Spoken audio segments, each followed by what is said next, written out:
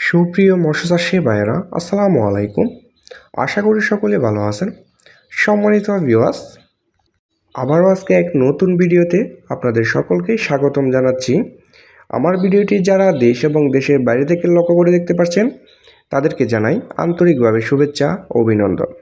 সম্মানিত দর্শক, এই মুহূর্তে আমার ভিডিও স্ক্রিনে যে মাছগুলো লক্ষ্য করে দেখতে পাচ্ছেন, এটি হচ্ছে একটি নতুন বছরের উন্নত জাতের হাইব্রিড মাগুর মাছের পোনা।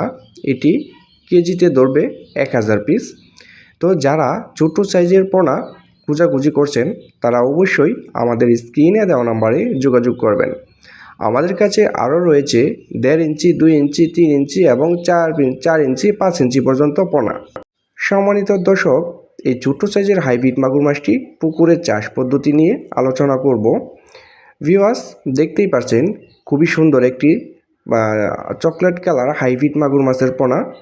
দর্শক, এই হাইব্রিড জাতের মাগুর মাছের পোনাগুলা আপনার পুকুরে ছাড়ার জন্য আপনার পুকুর কোনো ধরনের প্রস্তুত করার প্রয়োজন নেই।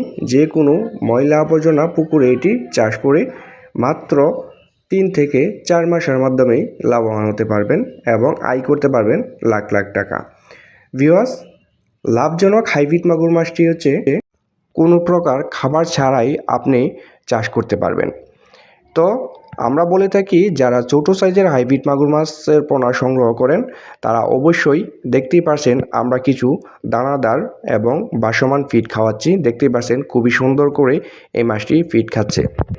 তো ছোটো সাইজের হাইব্রিড মাগুর মাছ আপনি পুকুরে ছাড়ার পর আপনি 10 থেকে 15 দিন এই খাবারগুলা খাওয়াবেন। তারপর থেকে আপনি যে কোনো ময়লা আবর্জনা, মরা মুরগির লিটার এবং গরুর লিটার এবং পচা বান্তা ইত্যাদি আপনি এই সমস্ত মাছের খাবারগুলা দিতে পারবেন।